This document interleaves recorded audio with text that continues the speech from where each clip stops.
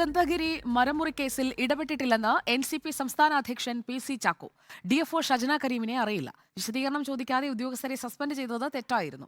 അതുകൊണ്ടാണ് സസ്പെൻഷൻ ഉത്തരവ് പിന്നീട് പിൻവലിച്ചതെന്ന് വനമന്ത്രി പറഞ്ഞെന്നും PC ചാക്കോ പറഞ്ഞു.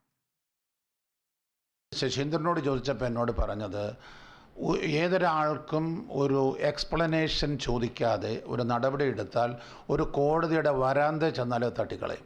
ഒരാളെ സസ്പെൻഡ് ചെയ്യുക എന്ന് പറയണമെങ്കിൽ ആൾക്കൊരു വിശദീകരണം ചോദിച്ചിരിക്കണം.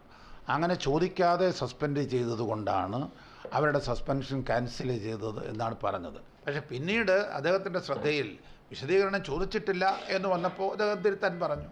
എനിക്കതുമായിട്ട് ബന്ധമൊന്നുമില്ല. എനിക്ക് ഈ സുഗന്ധഗിരിയിലെ മനമുറിയോ ഈ ഷജന കരീമിനെ ഒന്നും എനിക്ക് അറിഞ്ഞുകൂടാ. ഞാൻ അത്തരം കാര്യങ്ങളൊന്നും ഇടപെടാറില്ല.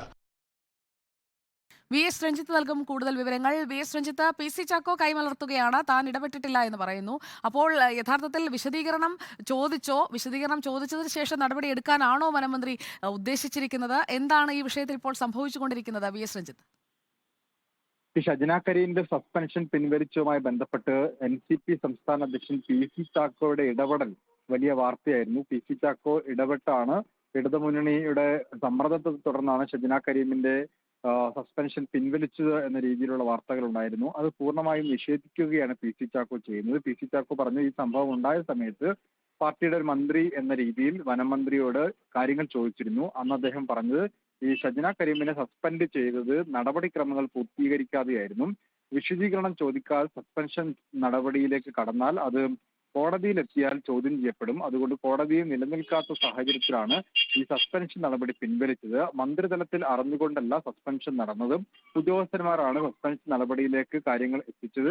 പിന്നീട് മന്ത്രിതലത്തിൽ ഇടപെട്ട് ഈ സസ്പെൻഷൻ നടപടി പിൻവലിക്കുകയായിരുന്നു. അതിൽ പാർട്ടി ഇടപെടലോ പാർട്ടി അധ്യക്ഷൻ എന്ന രീതിയിൽ തന്റെ ഇടപെടലോ ഉണ്ടായിട്ടില്ല.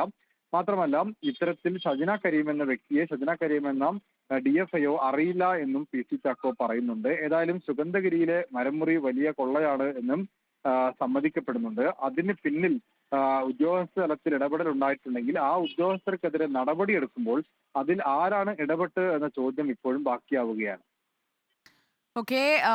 VS രഞ്ജിത്താണ് വിവരങ്ങൾ നൽകിയത്.